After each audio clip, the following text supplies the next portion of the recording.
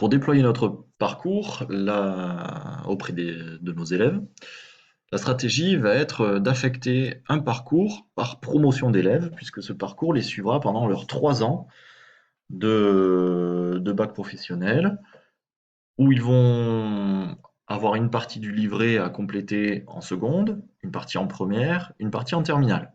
Pour cela, le parcours qui s'appelle Certification de sécurité TRPM, nous allons cliquer sur ce petit onglet et le dupliquer. On va le dupliquer, envoyer la demande, et une fois dupliqué, nous allons le renommer avec un nom qui va l'associer à une promotion. Par exemple, nos élèves qui cette année sont en seconde en 2022-2023 passeront donc leur bac pro en 2025. Donc ici, on va rentrer dans ce duplicata et on va aller dans Paramètres. Et je vais donc le renommer Certification sécurité TRPM 2025. Ce sera donc la promotion qui passera son bac pro en 2025. Enregistrer et afficher. Donc là, je suis bien dans le parcours qui s'appelle Certification sécurité TRPM 2025. Et je vais donc activer le mode édition. Et je vais donc pouvoir ici dans Modifier, je vais cacher le questionnaire associé à la certification à la sécurité pour les premières.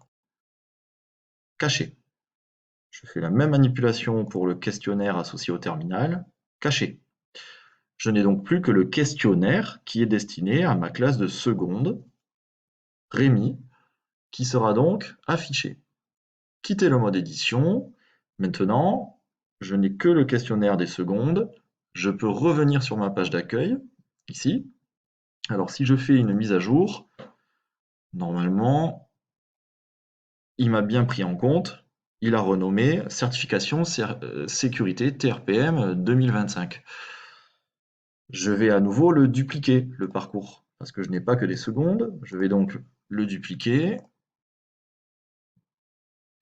Et cette fois-ci, ce parcours-là, je vais l'associer à ma classe de première.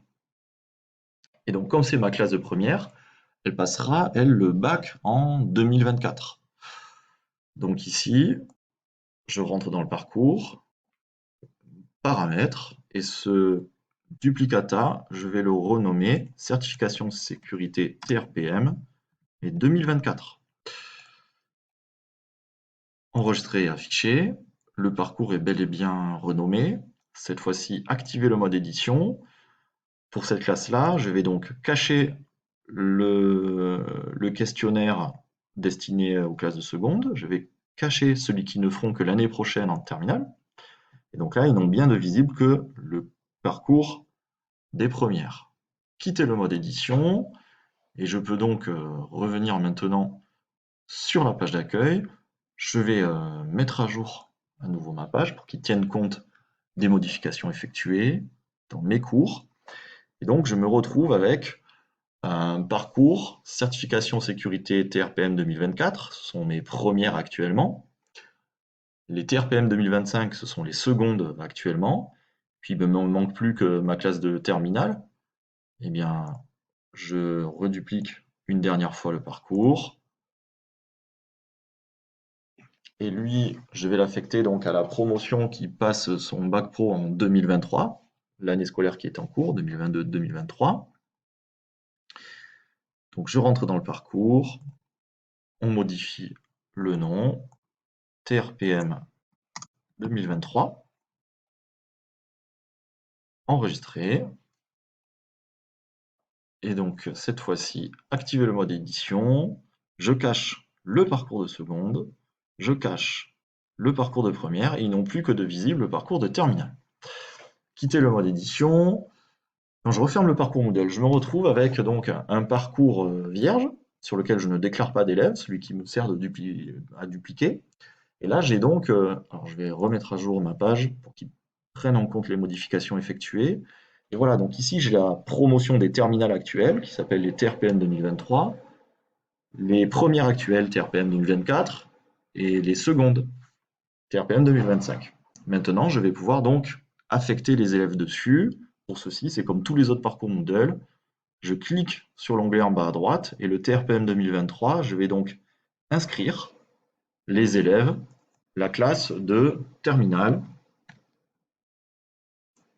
Ici, moi, ce sera la classe de terminale pro technicien d'usinage. Donc, dans mon service, c'est un groupe 1 et un groupe 2. Je les mets bien en apprenant et non pas en éditeur.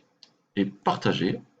Et donc maintenant, ce parcours TRPM 2023, il est visible par ma classe de terminale.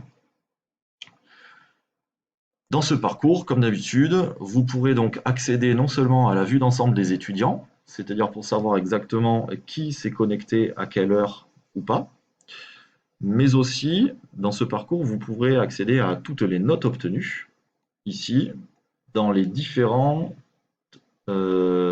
étapes, que ce soit lorsqu'ils étaient en seconde, en première ou en terminale, avec même une moyenne totale du cours.